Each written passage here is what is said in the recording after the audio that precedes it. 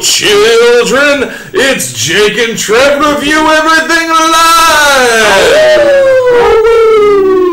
Welcome, everybody, to episode 12, Jake and Trev Review Everything Live. We got a dynamite show for you here. We got some great topics of discussion, great questions. You're not even going to believe it. You won't even believe it. I'm wearing my detecting hat, so I'm going to see everything you're trying to do. And everything this guy's trying to do. Hold on. Trev, take your hat off. Well, wait. No, take your hat off. Why? Take your hat off. Look at this dapper gentleman getting his hairs cut and whatnot. Well, gang, the truth is my hair grows at such a rate, and unless I've recently got a haircut, I simply can't wear my detecting hat very well. So he was excited to get a haircut so he could wear a hat. So I could wear a hat. I want you to know how weird that is. What do you guys? Hat, no hat. We'll take the. I like the hat. I'm not saying I don't like the hat. Okay. It's the detective. Oh, okay. It's important. All right. It's important, but you just got a haircut. You gotta show that shit off. You gotta show your swag, son. I not only got a haircut, I also got a beard trim. I got it shaped. I got it symmetrical. I think I'm looking pretty good, guys, ladies, anyone? Ladies. No. Okay. So I want to go right into person of the week. Person of the week. We're wow, gonna start. All right, guys. For longtime fans of the show, I have been nominating someone recently for Person of the Week who, from the scientific community, who has made a new breakthrough recently. In recent weeks, I nominated I believe, an Italian scientist who had discovered a way to graft a head onto another body. Head transplants, right? Yeah. Okay. Well, this time out of Taiwan. Polly Huang, a scientist out of Taiwan, has figured out a mouth chip, a computer chip, a little tiny thing, and it's going to go in your mouth, and it's going to go under one of your molars, and it'll monitor, how much talking you're doing, the kind of things that you're saying. Oh, and, oral health issues like, plaque buildup and gingivitis and so forth, but... I don't know. In the recent memory, I seem to recall some intelligence organization, seeming to be very interested in keeping tabs on, I don't know, everybody. So thanks to Person of the Week, Polly Huang, I'm probably saying it wrong, Huang, for asking, could I instead of should I? Thanks for making our scientific nightmares come true. Yeah, congratulations. Person of the Week. I thought we were good with the musical Toothbrushes. You want to listen to your favorite Hannah Montana song? Sure. One Direction. One Direction, You can be a true believer and also a true believer in hygiene. Yeah. So, I mean, You brush your teeth and you hear the song in your mouth. Mm-hmm. Mm-hmm. And then you knew what time it was to stop because your favorite song was over as long as you needed to brush your teeth. Baby. I think they had a Kiss one too. That's kind of cool. I might actually Detroit Rock City. Detroit Rock. I might really do it. I might really get that one. You're gonna lose your mind brushing your teeth. Okay. So that's Person of the Week. Let's go to a question from the chat. We got the first question from the chat. We'll jump over to the received earlier, but I want to get to this. First question is, it's always sunny in Philadelphia. It is always sunny in Philadelphia. That's a fact. Yeah, absolutely. Who is your favorite duo? We figured it out before we started recording, but we're gonna tell you right here. I'm gonna say personally, it's got to be Mac and Charlie. Mac and Charlie is an amazing duo on. I love it. Oh, It's Always Sunny. Lots of Mac getting the karate in. They're just that kind of perfect level of lower class. They totally accept it. Everyone on the show is just a terrible human being, so you never feel bad one way or the other. But I feel like they have an actual I think all the characters have a chemistry. If you pair anybody up at any point, I like the unlikely ones like Dee and Charlie. Because she's trying to reason with him, and he's just insane. Oh. So, I mean, he's just going off on tangents. I would say my favorite's got to probably be... It's tough. I really love Mac and Dennis. But, it's so tough. I think I like D and Dennis. D and Dennis is pretty fun. When they get cracked out to get on welfare. Because they think they're better than everyone. Yeah. And it's just their whole dynamic, like, we're upper crust, we don't have to deal with it like these guys, you know. Well, they even fight like as siblings, they're just terrible to each other. Oh, it's just the worst. Like when their mom dies and they inherit like all the stuff, and then they're just fighting against each other over it. I mean, Frank's in there too, but yeah. No, yeah, Mac and Dennis. I gotta tell you, I have like 2 or 3 Christmas. Did you mean Mac and Charlie? Or yeah, Mac and Charlie. Mac and Charlie. Mac and Charlie. Mac and Charlie. Mac and Charlie. No, there's like 3 Christmas movies that I definitely watch every year. I'm not a huge holiday guy. I'm not a big holiday guy. I enjoy the holidays and stuff, but I don't usually like plan big things, put any decorations up. Like he's not decking the halls, folks. But I do try to get into the spirit with shows, and I have the Stephen Colbert Christmas. The Christmas. That's got an advent calendar with it, doesn't it? Yeah. So you can advent calendar. You can put that in. Put that in every day of December. So I try to watch the advent calendar until 25th. The other one is the Always Sunny in Philadelphia Christmas special.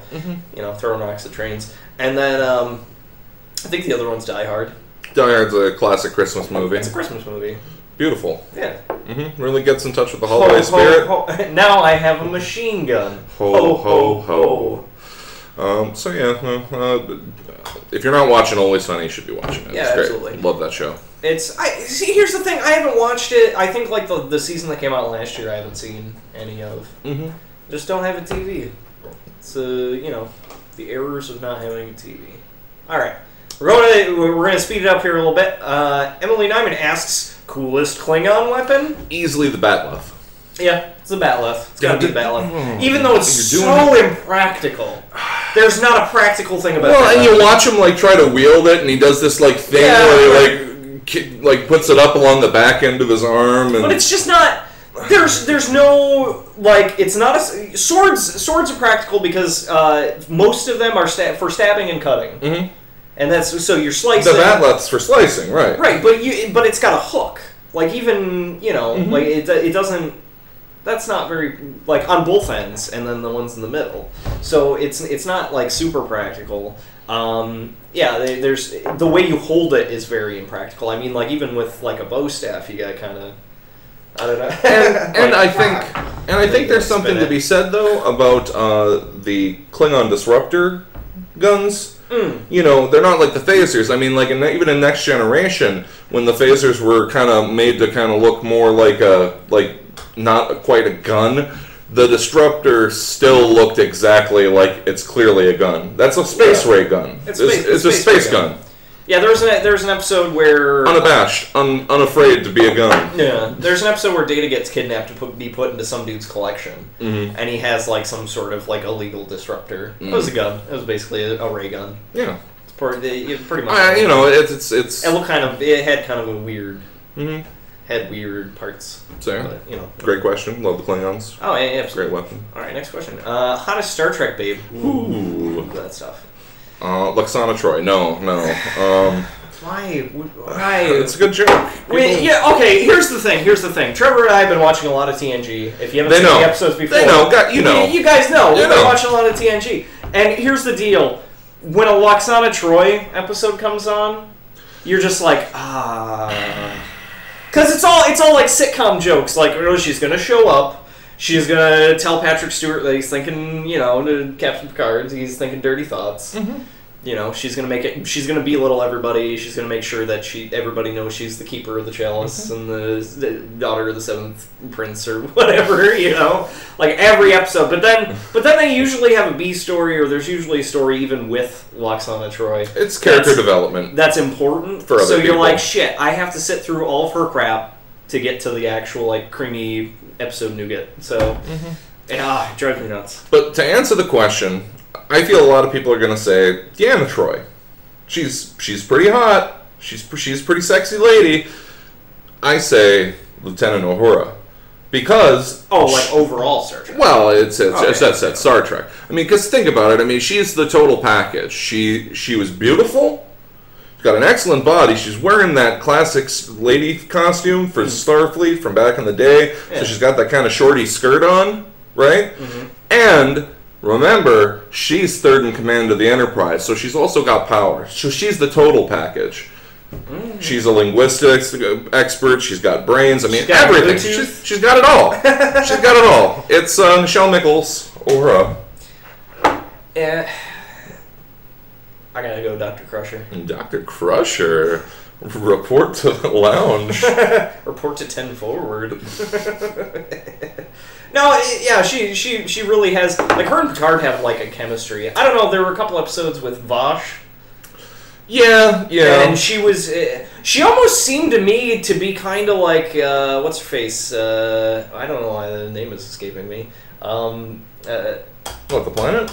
Daily Planet. The Pleasure Planet? No, Daily Planet. Who? Lois Lane. From the movies. Are you just fucking with me? Margot Kidder? Margot Kidder. She reminds me of Margot Kidder. Yeah, I could see that. And it was kind of off-putting. I could see that. Because I don't think Margot Kidder's hot. Sorry, Margot Kidder. If you're watching this, I apologize. I don't think you're hot. Not my cup of tea. You're a good-looking gal. Not my cup of tea. Nichelle Nichols, if you are watching, yeah, give me a call. Yeah, with your communications. Beep, beep, beep, beep. She'll look up and Bill Shatner. I've got Trevor from J&TRE now.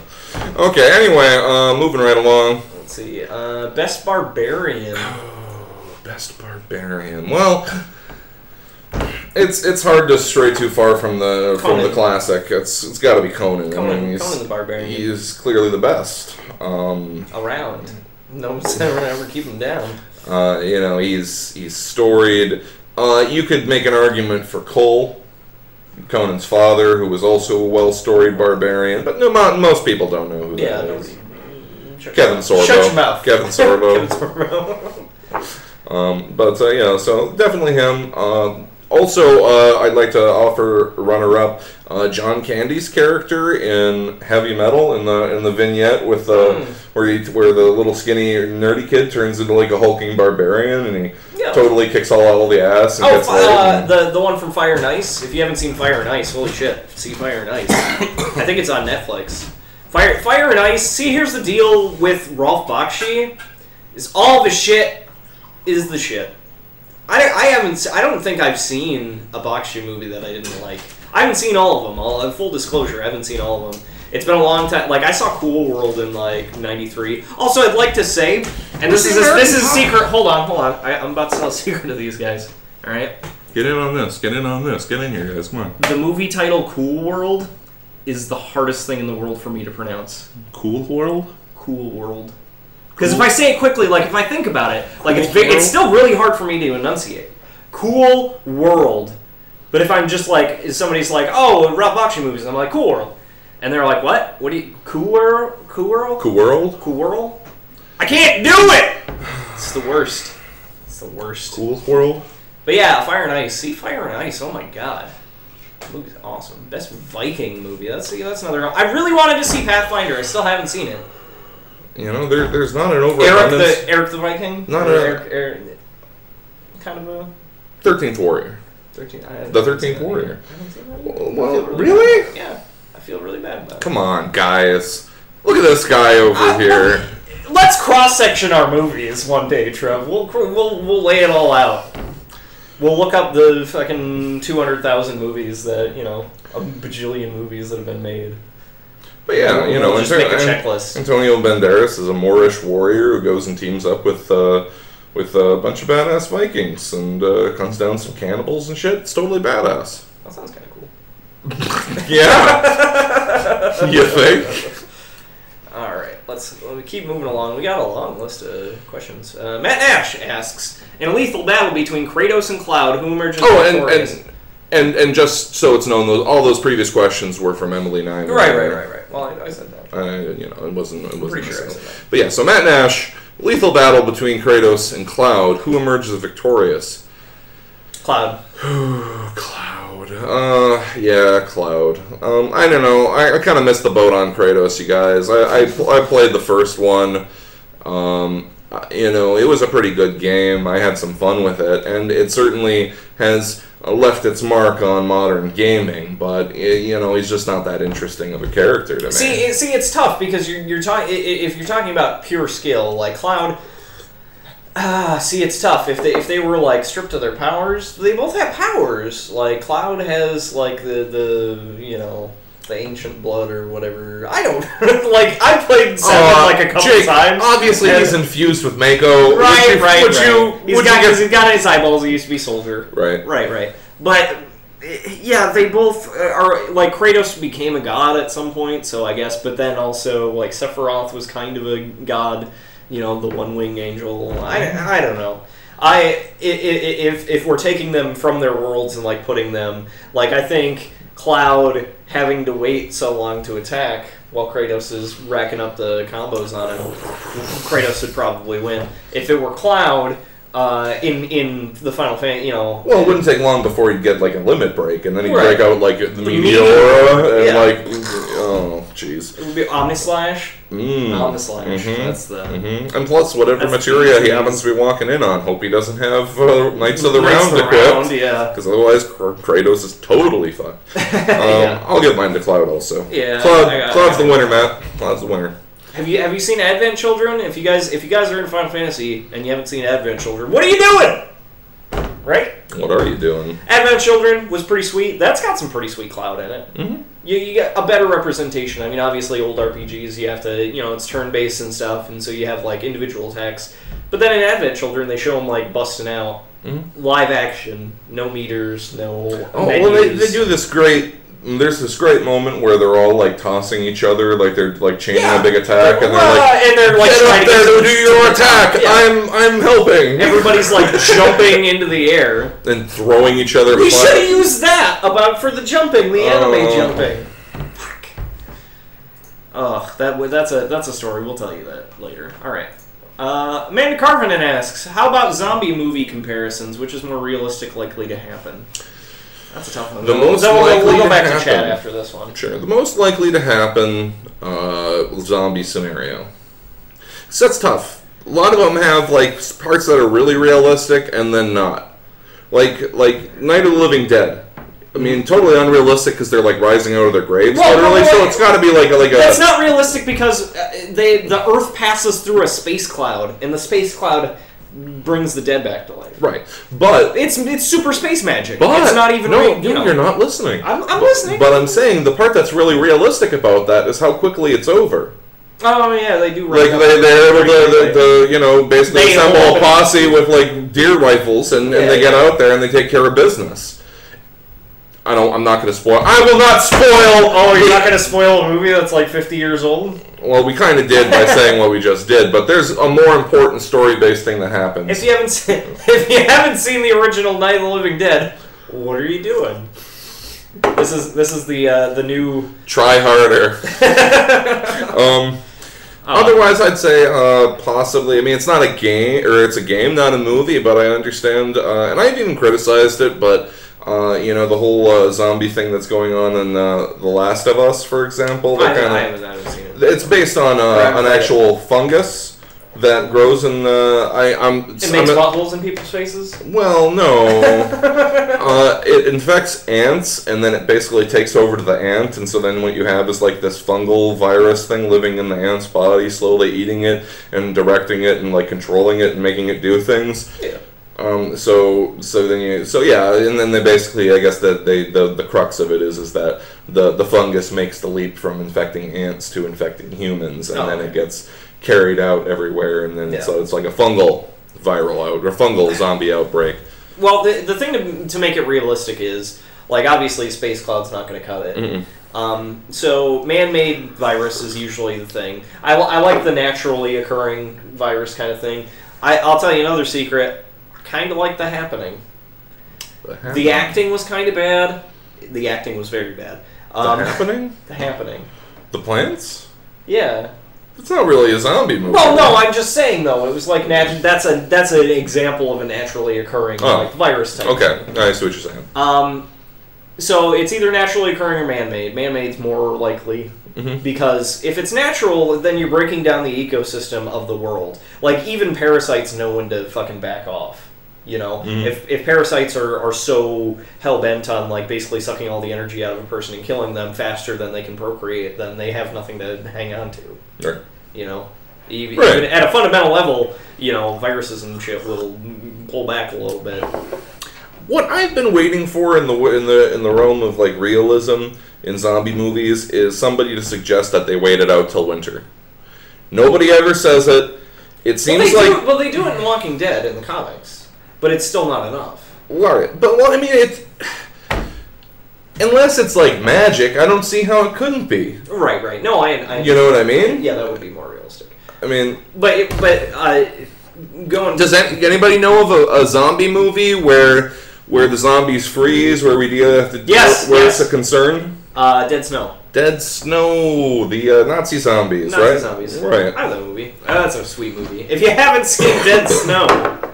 Sweet Nazi zombie movie. But yeah, it has to be man-made. It would have to be accidentally released, like a cross between like Resident Evil and 28 Days Later. 28 Days Later was also... I'm going to go... long story short, my answer is 28 Days Later, because that's exactly, you know, it spreads, it gets quarantined, or it spreads as far as it can spread, and then the people that have it don't have the presence of mind to, like, eat normal food or take care of themselves, so they would just die of starvation after a while.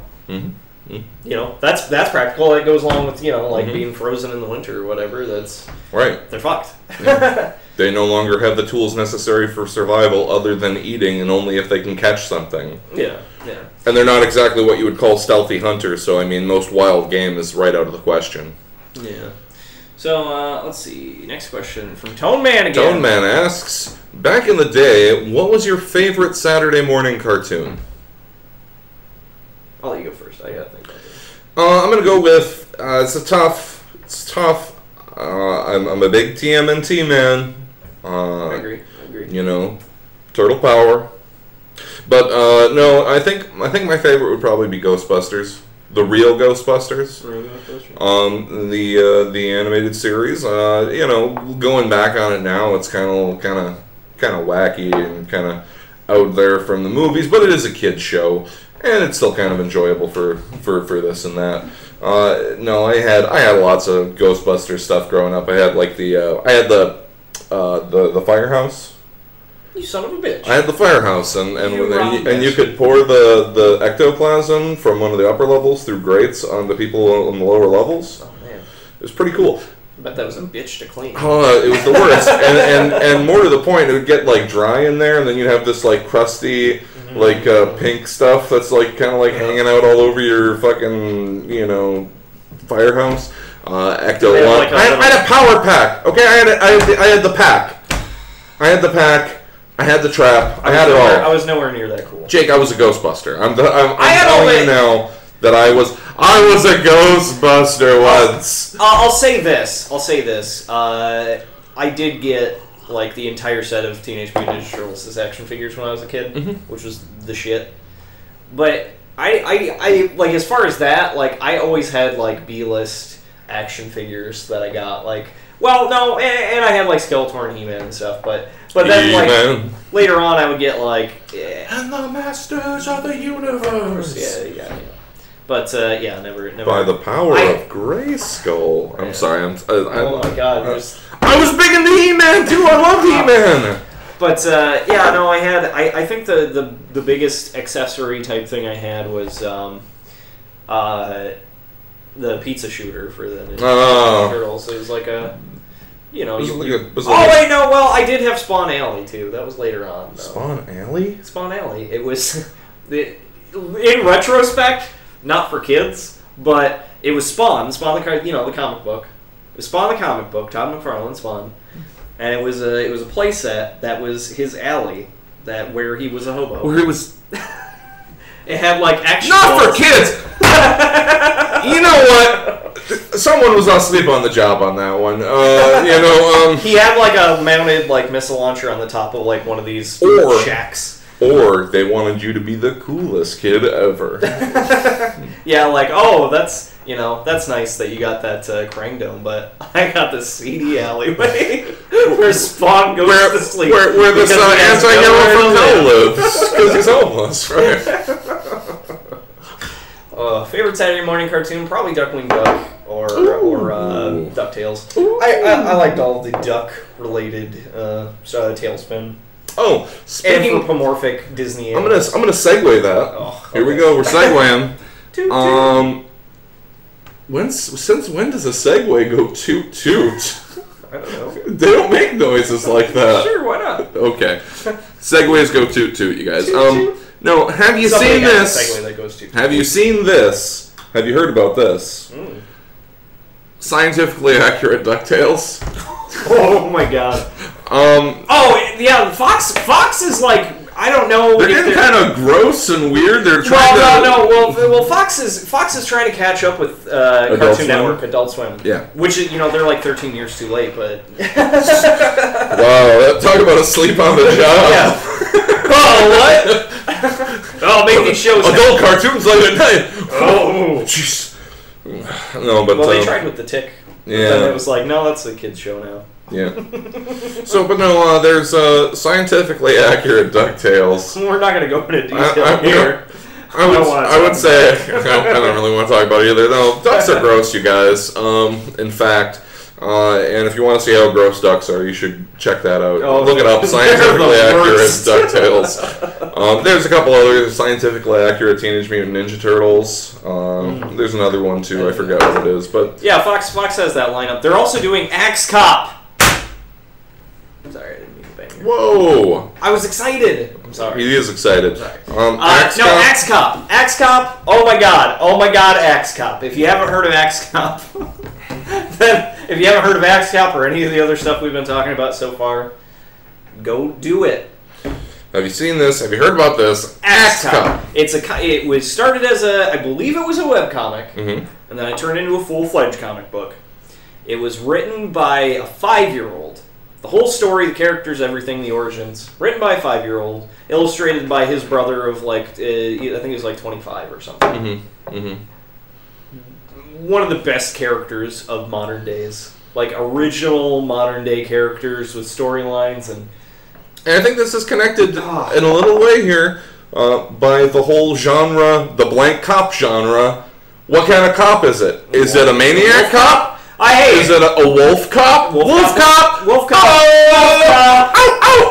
Oh! We can't wait. We can't wait for wolf cop. No, but no, this is an axe cop. Yeah, he is a cop. He's literally a cop with an axe. That's his name. I was gonna say. Now, is he a cop who takes care of axe-based crime? No.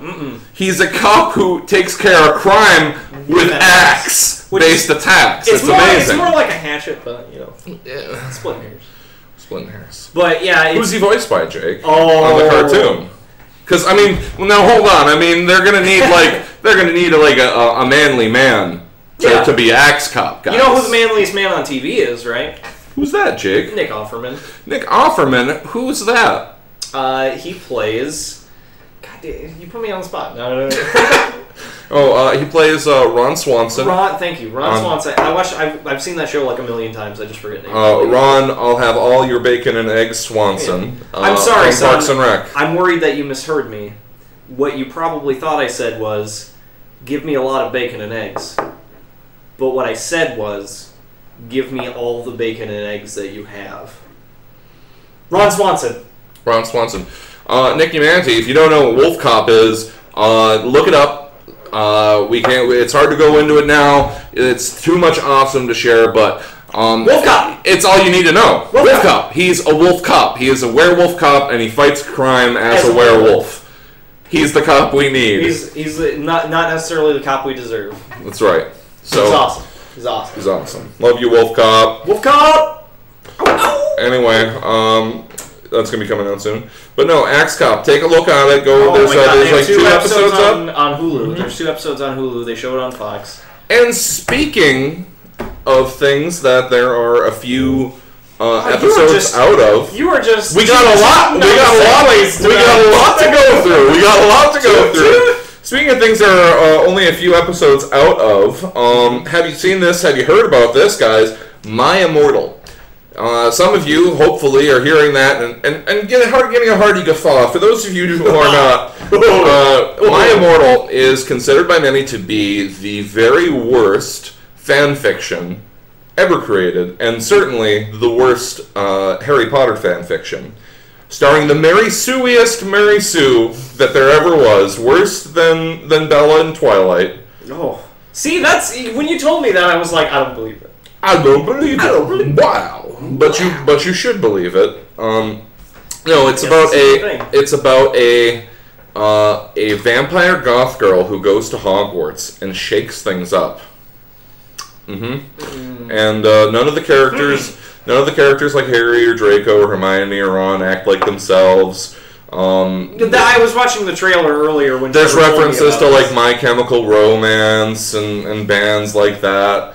The vampire goth girl's name, I believe, is it's like a 5 or 6 Ennaby, Raven Bloodway, Darkness Dissension. I don't know. It's Ennaby. It's really, guys. I want you to know I didn't exaggerate that name nearly as much as you think I did. It's something you should take a look at Immortal for laughs. Oh, good lord! For laughs. No, don't encourage them. That's my stance. It's probably going to be terrible. But they just really quick on that topic. Fanfiction becoming real. Fanfiction is real. Why? Fanfiction is real. Pride and Prejudice and zombies, bro. See, that was kind of funny though. But this whole like taking old books and like redoing that, it's entirely different. Fan fiction, like becoming the thing, becoming like that's like where the stuff is coming from. Like, are we so bankrupt creatively that only a handful of people can come up with popular properties, and then everyone else has to basically like cling to that and do that? Like, oh well, Harry Potter's been done for 2 fucking years, but we got to do a Harry Potter fan fiction now, and that's going to be a thing. Like 50 Shades of Grey was supposed to be Twilight fan fiction originally. And that became a real book. It became a best-selling book. Like, why? Just come up with something new. I'm not going to go on a rant. It just pisses me off. It pisses me off. I do not recommend this. Are you ready to get pissed off about something else, Jake? Okay. All right. Alphabetical movie listings. They figured out that movies that their first word is higher on the alphabet, starts with, right? Perform better in the box office, statistically. Now, we're talking like alphanumeric? Like yes. ones through, so if it starts with a number? Yes. Really? Yes. Now, they figured this out here, realizing that and someone in the industry was quoted as saying, it's, basically Americans are lazy and they're looking for entertainment and they look at the first couple of movies on the list and they don't go bother to see what else is up. Is that what people are doing, you guys, by the way? Like, you're not making like a decision about the movie that you're going to see? You're just like, what are these? What are the, one of the first, yeah, I guess. It must be. But, so now there is a fight where people are like intentionally trying to name your movie something that's higher on the alphabet, like A something. Well, no. Get this: a movie came out last year. It was a smaller production. It was like hashtag something was the name of the movie, and because hashtag actually appears before numbers on an alphanumerical listing, apparently, it was the number 1 listing on anything that it showed up in, and they found that it performed unusually well. So everyone's real excited. Everyone's really excited to start putting hashtags in front of their movie titles. Oh, God. Jokes are real, you guys. I know we brought that up before. Red Letter Media said that in one of their reviews, but jokes are real. Speaking of that, Red Letter Media loves these movies. They're making another, hero movie, scary movie. They're making a Hunger Games. It's a Hunger Games spoof. Have you seen this? Have you heard about this? It's called The Starving Games. No, because starving's like an extension past hungry. Yeah. Do you get it? I got it. Oh. It wasn't funny.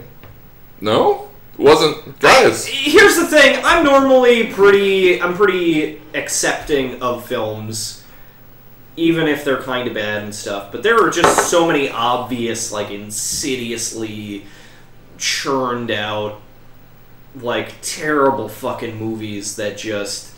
And these are the worst. It's the worst of the worst. Like, Grown Ups 2 just came out. That looked like a steaming pile of dog turds.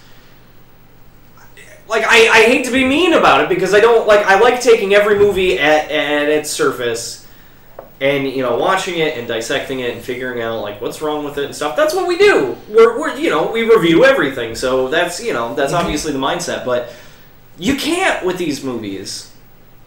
Because there's just a paper-thin plot to lead the stupid... You know what the main character's name is in the Starving Games? Can't Miss.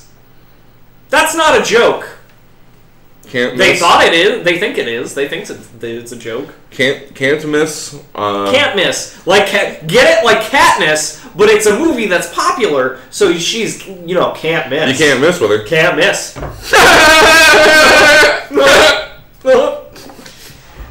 What the fuck? And then the list of movies that they're parodying in it were like Avengers, which came out like last year, Harry Potter, which has been over for like 2 years. It's over. Psy, like Gangnam Style Psy. Like, that's the problem with movies. You can't make... The internet it's hard to make relevant everything parody. to death. The internet's on it in like 2 seconds. If something happens, I mean, like, for instance, there was that the country music LL Cool J crossover, the Accidental Racism, like the worst song ever. Mm-hmm. The internet was all over that shit. They had a day to put the song up and then take it down. But you can't make a joke about it now because it's already over. It's over. That's what the point of being. That's the point of parody and being topical is, like, you know, and you could get away with that kind of stuff back in like the Naked Gun kind of days, because the airplane kind of news moved slower, so you had a little bit of time to produce a movie and then make fun of stuff, but all that shit already happened. It's been made fun of a million times and it's fucking over, and you're gonna put out a movie that is parodying all this stuff. And the other argument is like they only had one movie so far, The Hunger Games. Mm-hmm. That's it. They had one movie. They were gonna have like 2 more, I think, 2 or 3 more. Mm-hmm. 2. They're gonna have 2 more. You know, and you're gonna jump on it right now. Hey guys, get ready for this. Do you think that's possible with the way that other franchises that are based on books have been stretching out the last book into 2 movies? No. Do you think we're gonna get 2 of the last of the Hunger Games? Let's. What do you guys think? You guys have any thoughts about that? I think it's pretty likely. We've been seeing that a lot. You know, it's not even on my notes, and while I'm waiting for a response from you guys, I'm going to mention this. IO9 had a story recently talking about how apparently it's finally gotten through to their thick fucking skulls in Hollywood that maybe making $200 million blockbusters all fucking summer long isn't a viable business plan. That, like, giving every movie, like, a $200 million budget isn't going to keep working. Because it's hard to get those returns back. Wait, why? Why wouldn't it work, though? Well, I mean, because we're just walking wallets that if you dump us over, turn us around, you know, just dump us out on the table, more money will fall out, right? All right, here's the scene, Trev. Okay, we're going to do J&TRE Theater. All right, you ready? Mm-hmm. Hey, how's it going, pal? Oh, going great. How about you, friend? Doing pretty good, working for Disney here. We have a bunch of properties that are just sitting around. Go on. Some of them for hundreds of years. Right, I'm listening. Okay. Uh-huh. And you know how our strategy is. Well, you know, we take like $200 million when we make a movie, and then we just get all that money back, like a millionfold. It prints money. Oh, yeah, absolutely. What do you think about John Carter? Well, I mean, but he hasn't been relevant to anybody for 90 years, but yeah, let's do it. I'm all about it. Here's $200 million. Hey, look, I'm going to make a great movie. 1 year later. What happened? We did everything right. No, I just think it's interesting. That God, that like this is news.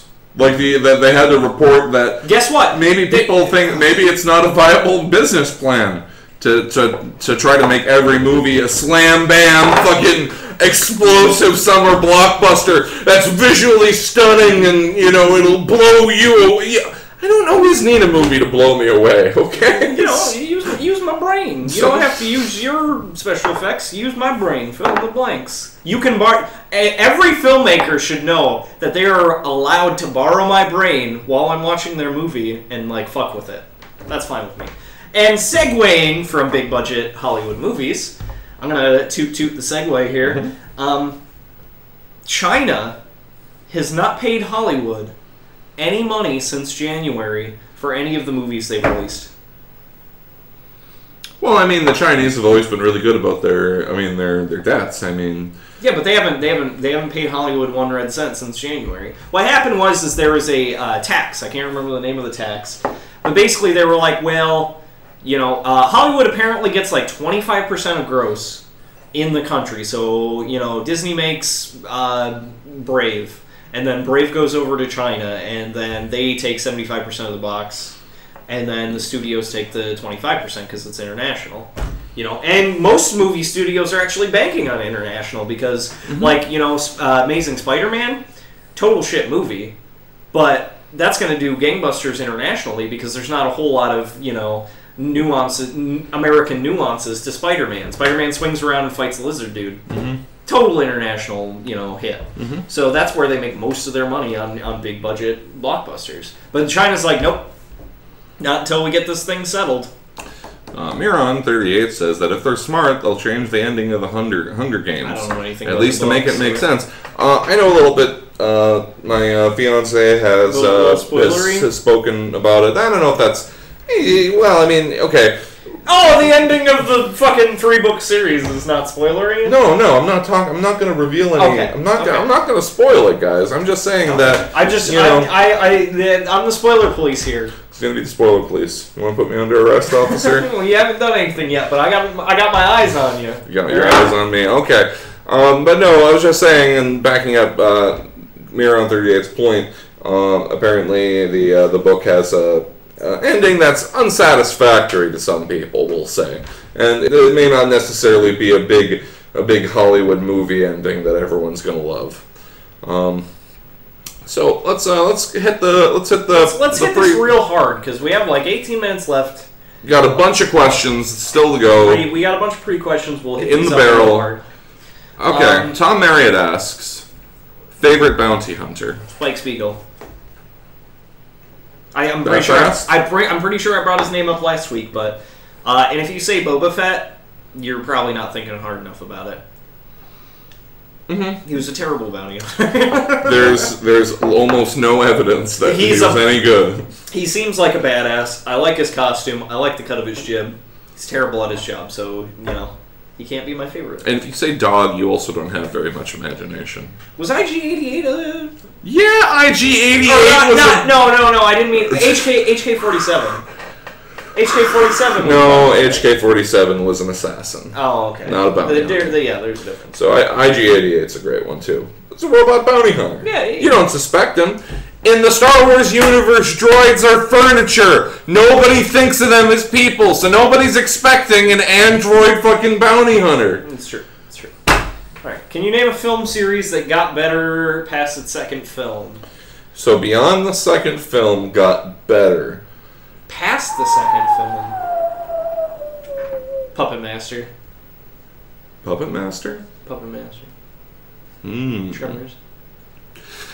No. You don't think so? No! Rocky. I was just fucking with you now. No. Rocky 4 was awesome. Rocky 4 was awesome. 5 and 6 were... I didn't really like 6. I liked 6 a lot. 6 was just fucking... Well, 6 give me them tears, son. 6 was the ending that Rocky deserved instead of the one he got in 5. Well, yes. But it was still very, How do you feel about that, kind of after the fact, second thoughts?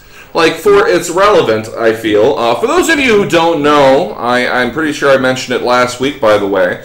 By the way, we weren't paying attention. You weren't paying attention, no. I did a crossover with the movie Doctor. We talked about Alien Resurrection. Check it out if you haven't checked it out yet. It's a great piece. You'll have to have it. But no, we were talking about in the writing for the show about the Alien franchise, and something that kind of came up was that Alien Resurrection, a lot of people argue, and apparently there were some thoughts even in the people of production that they needed to do another one because Alien 3 was not really a great send-off for the franchise. Okay. And so, when you think of that kind of like historical revisionism, where it's like, let's write a new ending for this character because the one we gave them the first time wasn't satisfactory. We see it in Star Trek with the character Tasha Yar, who you know. Oh, she got the bone. She got the bone. She got just I'm an emo monster. Zap.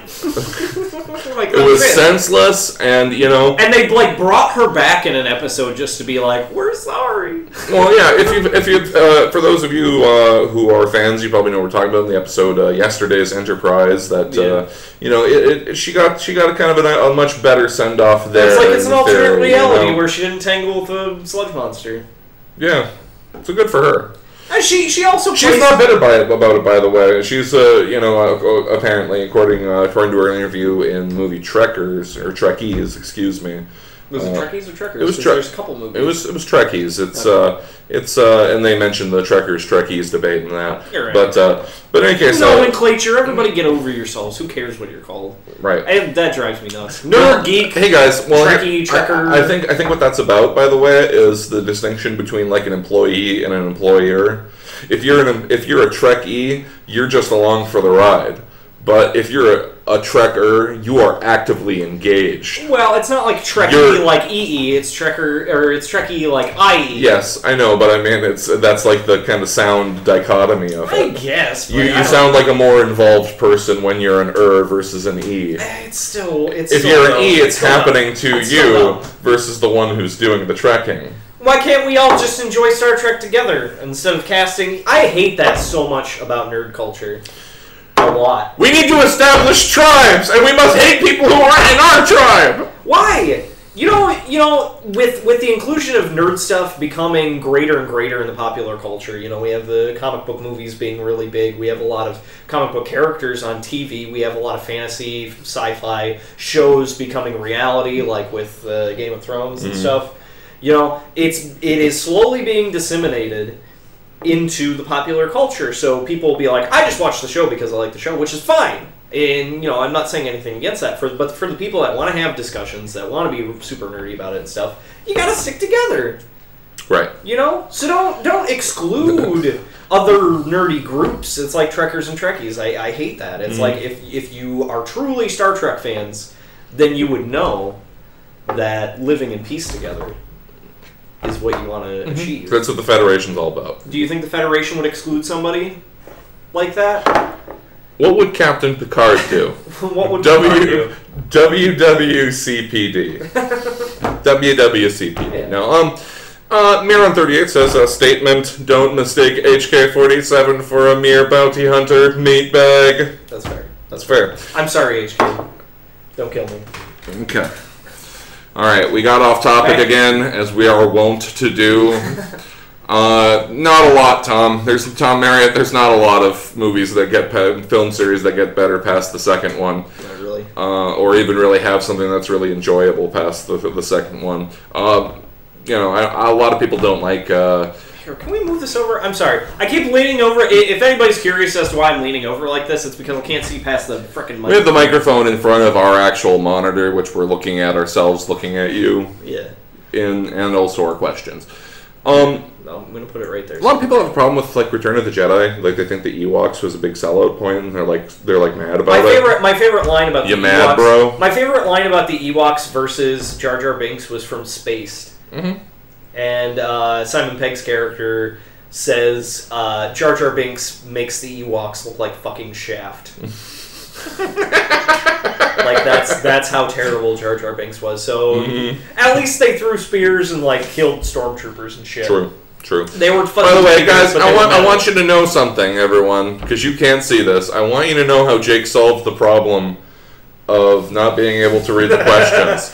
He solved the problem by moving the questions right over my face. So we can still see what Jake looks like from our side, but I have no idea how I look to you right now. Nope. Which is fine, because I'm exceptionally vain. Okay. Oh no! You ruined it, Oh no! Oh no! We're still here. I know, we're still here. Okay. Okay, hold on. Tom says... Zombie apocalypse and you could escape by sacrificing your friend. Would you do it or become flesh munchers together? That's a dirty way to put zombies. Flesh munchers. Yikes. Sounds dirty. I'd put you down, Trev, sorry. Because you would put me down! That's the... I'm insulted! You wouldn't kill me if I was a zombie? I don't think that's what he's saying. Or is it? By sacrificing your friend. Like, we're both running, and it's like, well, I only have to run faster than you. Let's establish that right now. If I got a bite, I wouldn't, hide it, where it's like, oh, we're gonna be fine. I'm not gonna be that dick. Don't be that guy. Guys, I got bit. I'm gonna... Don't ever be that guy. You guys go on. I got bit. And if anybody's like, no, I'd be like, you are an idiot. What are you doing? And hold on, guys. This is relevant to the discussion. Oh, God, what is it? Oh, your fucking toy. Toy! He calls it a toy. It's a fucking hammer. Now, alright. It's an expensive You guys hammer. look. Is this just a hammer? It looks... It's a utility hammer. It's a utility hammer. It's called the Dead-On Annihilator. It is meant with a zombie apocalypse in mind.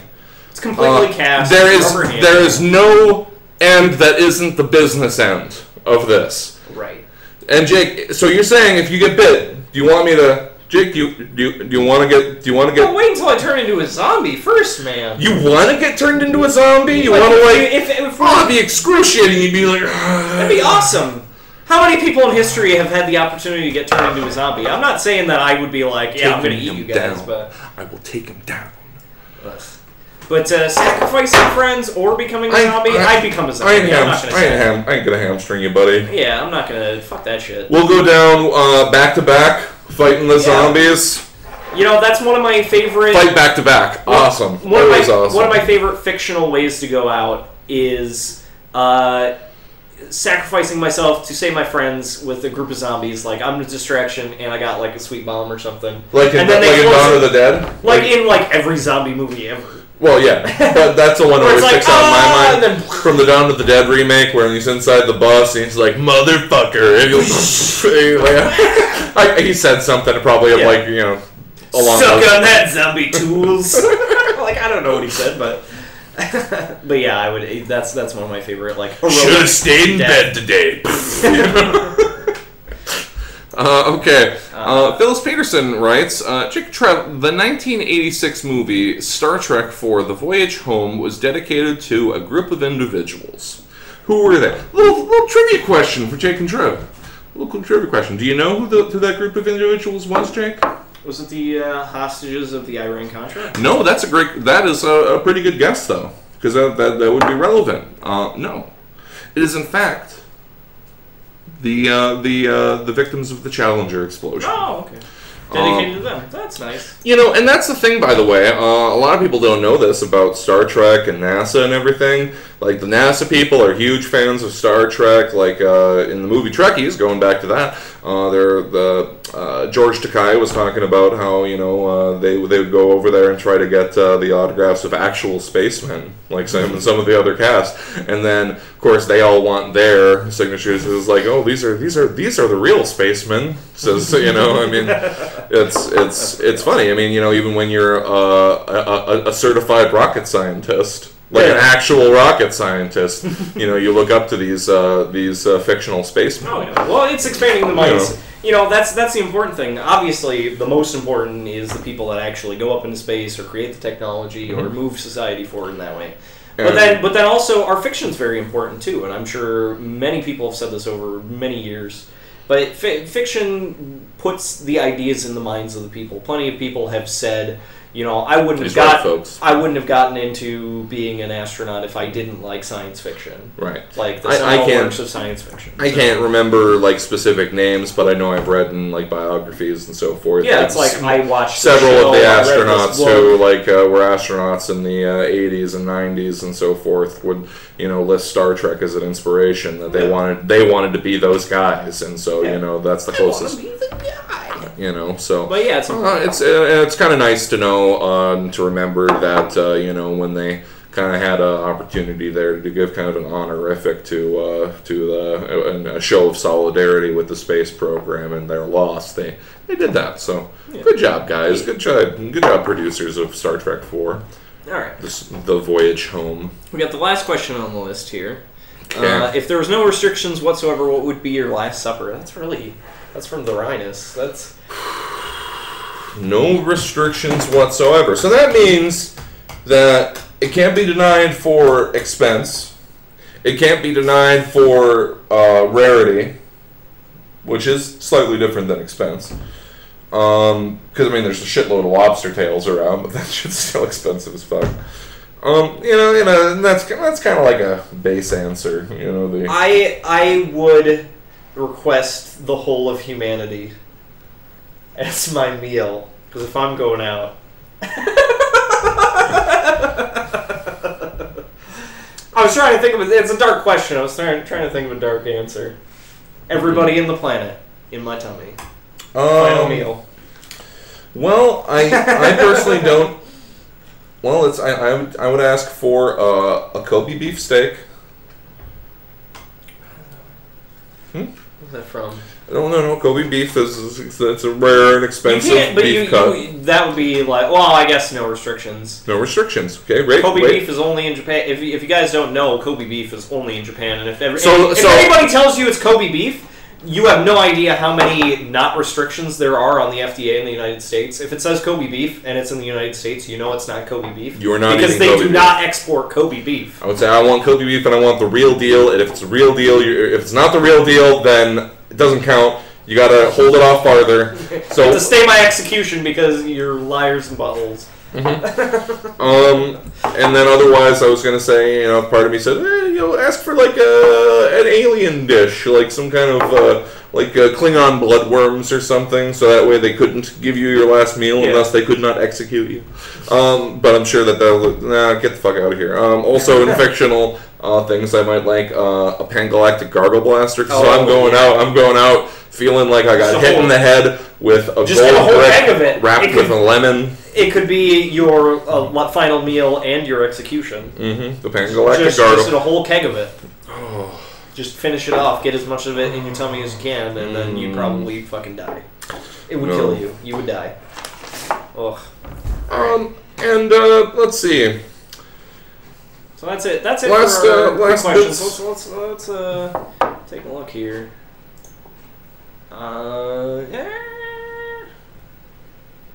You're doing a giveaway on your YouTube channel. Well, nice. Thank you. Well, thank you, Nikki Manti.